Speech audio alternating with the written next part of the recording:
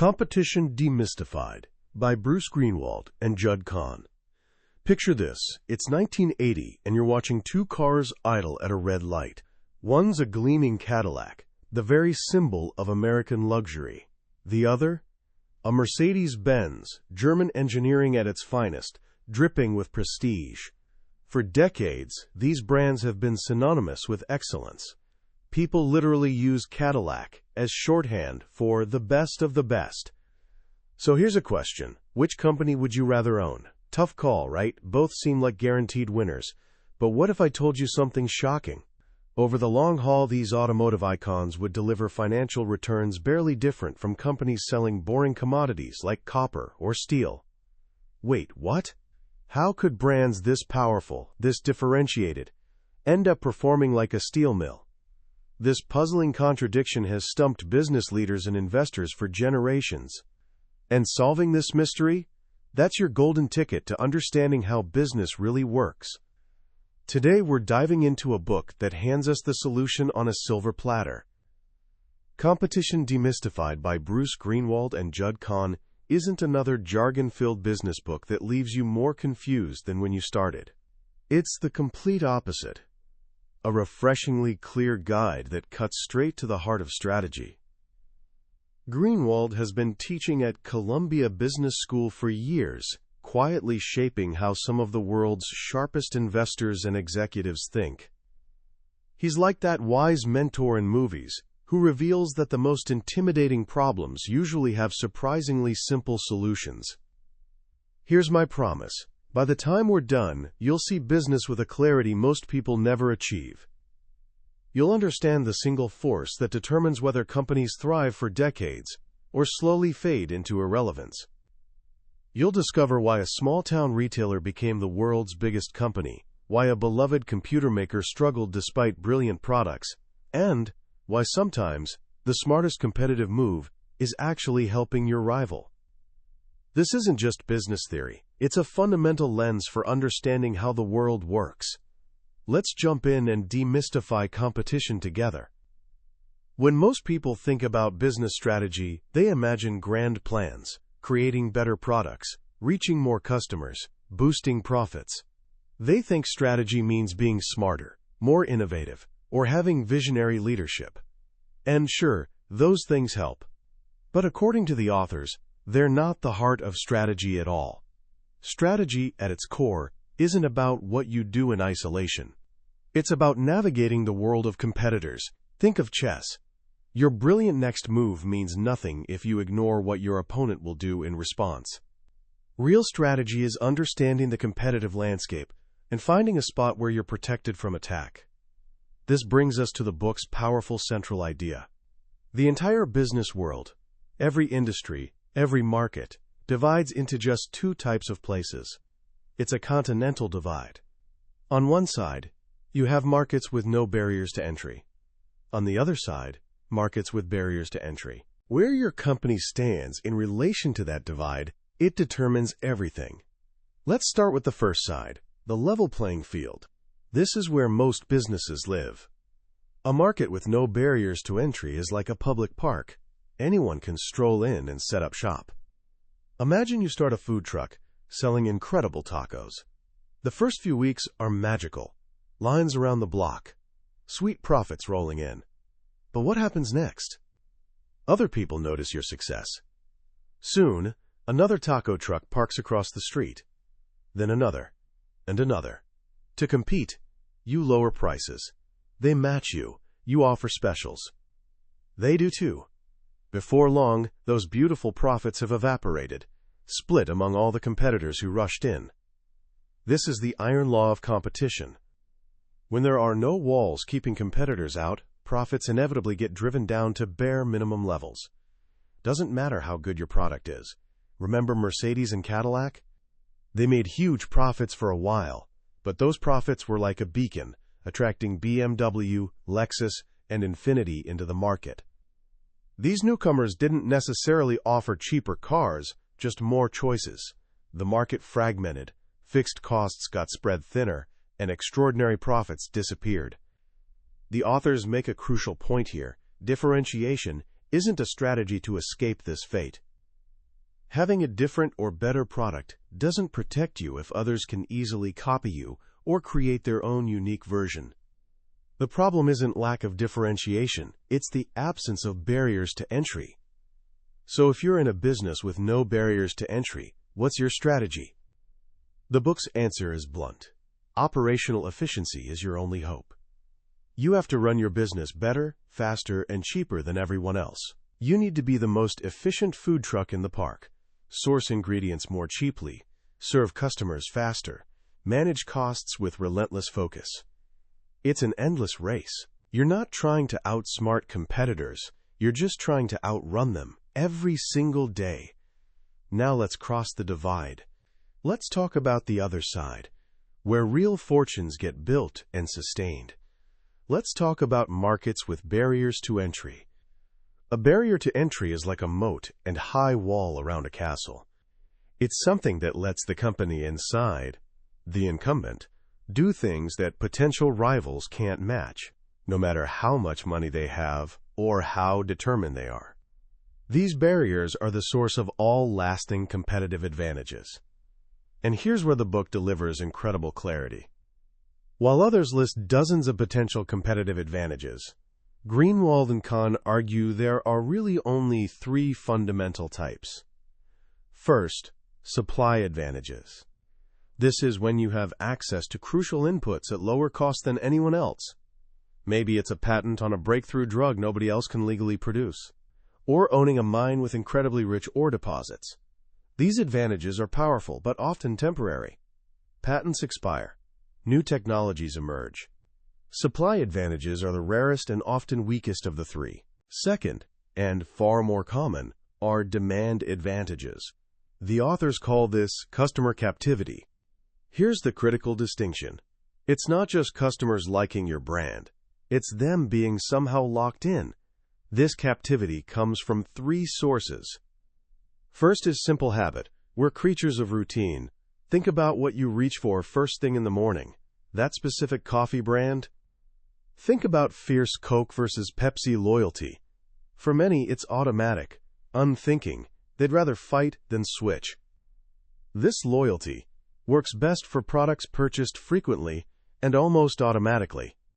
You don't see the same habit patterns with cars or computers. Those are infrequent, carefully considered purchases. The second source is switching costs, when it's genuinely painful in time, money, or effort to change providers. The classic example is enterprise software. Once a whole company learns Microsoft Windows and Office, retraining everyone on a new system is enormously expensive, even if the new system is technically better. A simpler example, your phone. If all your friends use iMessage, switching to Android means you're out of the group chat. That's a switching cost. The higher these costs, the more captive the customer. The third source is search costs. This applies when finding reliable alternatives is difficult and risky. The book uses finding a new doctor as an example. You can't just pick one from a directory and know they're good. You need recommendations, research, and even then, it's a gamble. Same with businesses seeking complex manufacturing equipment. It's easier and safer sticking with a vendor you already trust, even if you're not perfectly happy, because searching for a new one and the risk of getting it wrong is just too high. Now we reach the third and most powerful type of competitive advantage, economies of scale.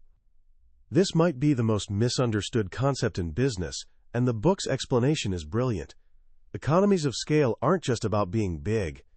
They arise when a business has high fixed costs, and the market leader spreads those costs over much larger sales volume than competitors can. The classic story here, the book's central case study, is Walmart. Think about how Walmart grew. It didn't start opening stores in New York, Chicago, and Los Angeles. It started in small Arkansas towns. In these towns, the market could typically support only one large discount store. Sam Walton's strategy was building clusters of stores in a region, all serviced by one massive, expensive distribution center. That distribution center was a huge fixed cost. Now imagine you're Kmart, wanting to compete with Walmart in that region. You can't just open one store. Supplying that single store from your nearest distribution center, maybe hundreds of miles away, would cost a fortune. To compete on price, you'd have to replicate Walmart's entire network, stores and distribution center. But Walmart's already there. They have the customers. Thanks to a bit of customer captivity, people are used to shopping there. They know the layout. Walmart keeps the majority of market share. So even if you build that expensive network, you'll have fewer sales to spread your fixed costs over. Your cost per item is higher than Walmart's. They can set prices where they profit nicely while you lose money. You can't win. That's the power of economies of scale. This leads to one of the book's most profound and counterintuitive insights. You have to think local. Competitive advantages are almost always rooted in local circumstances. Local can mean geography, like Walmart's regional dominance. Or it can mean a niche in product space, like Microsoft's PC operating system dominance, or Intel's microprocessor market stranglehold. Both focused on dominating very specific, well-defined product niches. They built fortresses on small pieces of land, then gradually expanded from there. This contrasts sharply with Apple. From the beginning, Apple took a more global approach. It was simultaneously a computer manufacturer and software producer, competing across the board. But it battled specialists who dominated their local product niches. Apple fought on the wrong side of the competitive advantage divide in both CPUs, where Intel reigned, and operating systems, where Microsoft ruled. As the book memorably puts it, Apple was like a champion swimmer competing with large cement blocks attached to each ankle. No matter how brilliant its designs or loyal its fans, it was fighting an unwinnable battle because it misunderstood the local nature of competitive advantage. The Coors beer story is another powerful cautionary tale. In the 70s, Coors was a regional phenomenon sold only in 11 Western states. Because it was unpasteurized and refrigerated, there was mystique around it. Celebrities and even presidents went to great lengths, getting cases of Coors. The company was fantastically profitable, far more so than national competitors like Anheuser-Busch. Why? Within its local 11-state territory, Coors dominated. It had economies of scale in distribution and advertising. But then, driven by growth ambitions, Coors went national. It was a disaster. As it expanded nationwide, all its advantages evaporated. Shipping refrigerated beer from a single Colorado brewery was incredibly expensive. The mystique vanished when you could buy it at any New York corner store. In new markets, it was a small player facing established giants like Anheuser-Busch and Miller, who had their own local economies of scale. Coors's profitability plummeted and never recovered. It abandoned its very source of strength, pursuing unfocused growth. It forgot to think local. So the first strategy step is mapping the competitive landscape. Identify your market. Test for competitive advantages by looking for two telltale signs: stable market shares over many years and consistently high returns on capital for dominant firms. If those signs are there, you're in a market with barriers. If not, you're on a level playing field. If you're in a market with barriers, the next question is, who has the advantage? Are you the elephant or one of the ants? If you're an ant trying to compete against a dominant elephant like Microsoft in operating systems, the book's advice is stark. Get out. Find a different game to play. Your success odds are minuscule, depending entirely on the elephant making a colossal mistake. But if you are the elephant, if you enjoy the competitive advantage, your first priority is understanding that advantage's source and protecting it with eternal vigilance. This is especially true for advantages based on economies of scale. Any market share you lose narrows your cost advantage. You must match competitors' moves, price cut for price cut, feature for feature. You cannot let them gain a foothold in your territory where they can grow and erode your scale advantage. But what happens when the market isn't one elephant and a bunch of ants? What if there are 2 or 3 elephants sharing the same protected space? This is where strategy becomes most intense. This is Coca-Cola versus Pepsi, Boeing versus Airbus. This is the world of game theory. Game theory sounds complicated, but the book simplifies it beautifully. It's just structured thinking about how competitors will react to your moves. Most situations, the authors argue, can be understood through two simple games. First is the prisoner's dilemma, describing competition over price. Imagine Coke and Pepsi. If both keep prices high, both make wonderful profits, the cooperate option. But each company faces powerful temptation to cheat. Pepsi might think, if I cut my price slightly while Coke stays high, I can steal huge market share and make even more money. But Coke isn't stupid. They see what Pepsi did and cut their prices too. Now both are selling soda for less, both making lower profits. They've reached the worst possible outcome, a price war. The history of the cola wars perfectly illustrates this. For years, Pepsi was the aggressor, constantly poking at giant Coca-Cola. It introduced larger bottles for the same price. It launched the Pepsi Challenge, blind taste tests, showing more people preferred Pepsi's sweeter taste. For a long time, Coke's strategy was simply ignoring its rival. But as Pepsi's market share grew, Coke finally had to respond. This led to intense, mutually destructive competition in the late 70s and early 80s. The book tells the fascinating story of how the two giants finally, tacitly, learned to cooperate. After the disastrous 1985 launch of New Coke, an attempt copying Pepsi's sweeter taste that backfired spectacularly, Coca-Cola ended up with two major brands, Classic Coke and New Coke. It had accidentally created a, quote, fighter brand. Now it could use New Coke to compete aggressively on price in markets where Pepsi was strong, without damaging Classic Coke's profitability. With this new weapon, Coca-Cola could inflict far more pain on Pepsi than Pepsi could on it.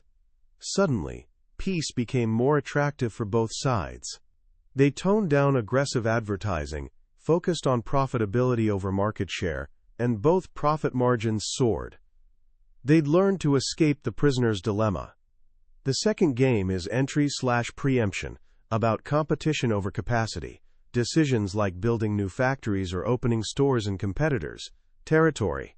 Unlike price cuts, these are long-term, costly, hard-to-reverse commitments.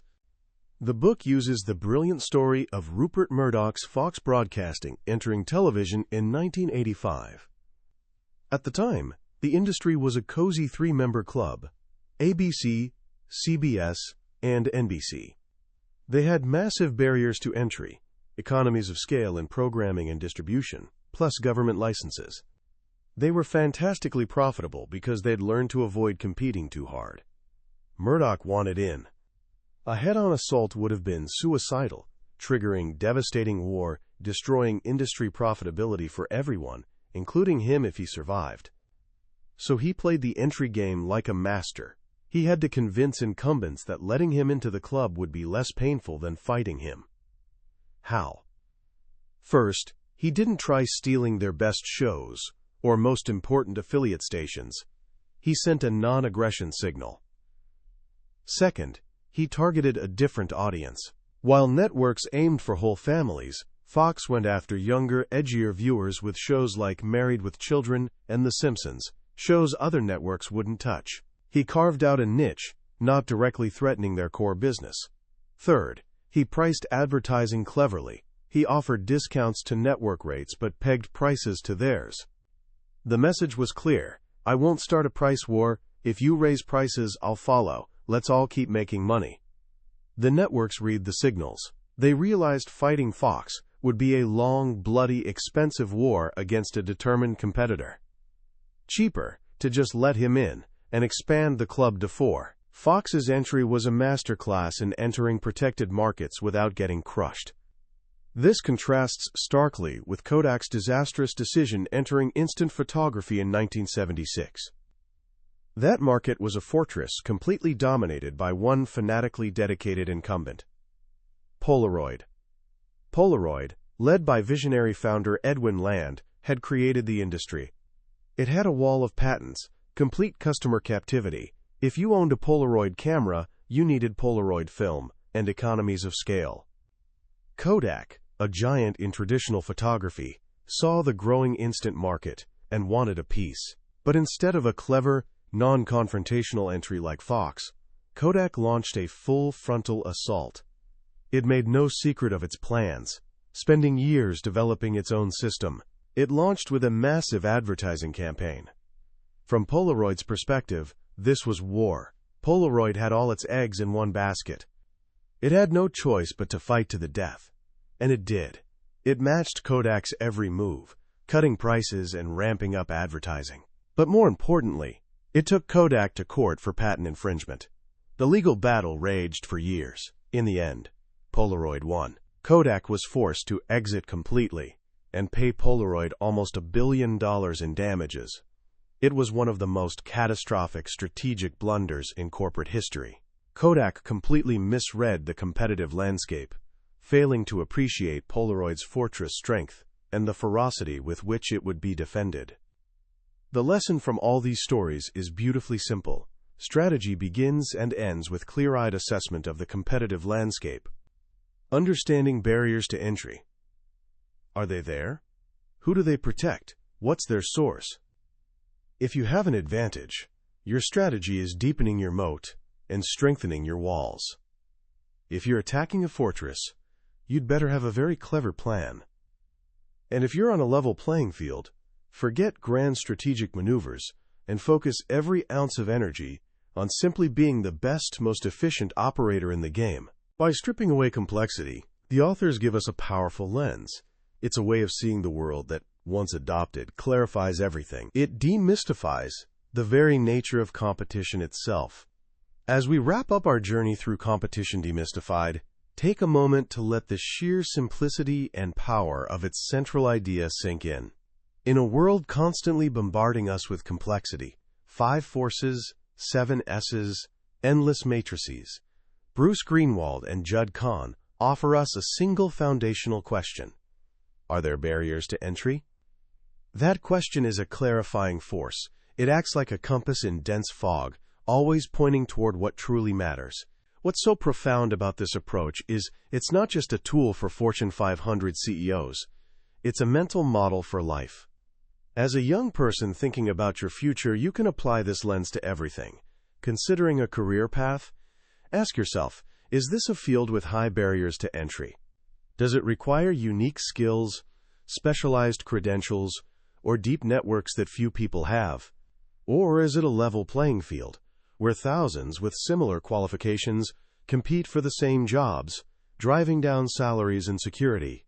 Finding a niche where you can build a defensible advantage is the career equivalent of finding a market with barriers to entry. If you ever think about starting your own business, this book provides the ultimate reality check. It forces you beyond the excitement of a great idea or cool product to ask tough, essential questions. Is this a business where I can build a moat? Can I create customer captivity through habit or high switching costs? Can I achieve local economies of scale protecting me from bigger competitors? So many brilliant ideas have failed because they launched into fundamentally unprotected markets. Here are a few key lessons from this book I hope you'll carry with you. First, think local. In our globalized world, this is deeply counterintuitive, but it's the secret to so many success stories. Don't try conquering the world all at once. Find a small pond, a specific geographic area, niche customer group, specialized product, where you can be the big fish. Dominate that small space first. Build your fortress there. Then, and only then, think about expanding cautiously from your stronghold's edges. Second, distinguish between a good product and a good business. This is the lesson of Apple versus Microsoft, Cadillac versus Coca-Cola. You can have the most elegant, beloved product in the world, but if you're operating at a competitive disadvantage, you'll struggle. A good business isn't just about what you make, it's about the structure of the market you operate in. And finally, don't confuse growth with success. The Coors story powerfully reminds us that unfocused growth can destroy value. The goal isn't just getting bigger, it's achieving profitable, defensible growth. Sometimes, the wisest strategic decision is staying small, protecting your profitable niche, rather than venturing onto dangerous, open plains of a level playing field. The true gift of this book isn't a secret success formula. It's clarity.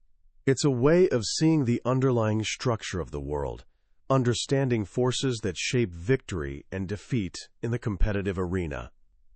Once you start asking, where are the barriers? You'll see it everywhere, in businesses you frequent, products you buy, career choices you consider. You'll have a lens helping you navigate your own path with greater wisdom and intention. That was a summary of Competition Demystified by Bruce Greenwald and Judd Kahn. We've explored the core principles today, but I'll be honest. A summary is like looking at a map of a beautiful country. It shows you major cities and rivers, but can never replace actually walking the streets and seeing the landscape yourself. The real magic happens when you read the book. It's in the detailed case studies, deep dives into numbers, and subtle insights that hit you unexpectedly. This summary helps you decide if this book is worth your time. If anything we've talked about today resonated with you, I truly encourage grabbing a copy. Reading it isn't just learning. It's an experience that can fundamentally change how you see the business world and your place in it. A link to the book is in the description below. Also, if you found this journey valuable, please take a moment to like this video and subscribe to the channel. It lets us know we're on the right track and ensures you won't miss our next exploration of another transformative book. Let's keep learning and growing together.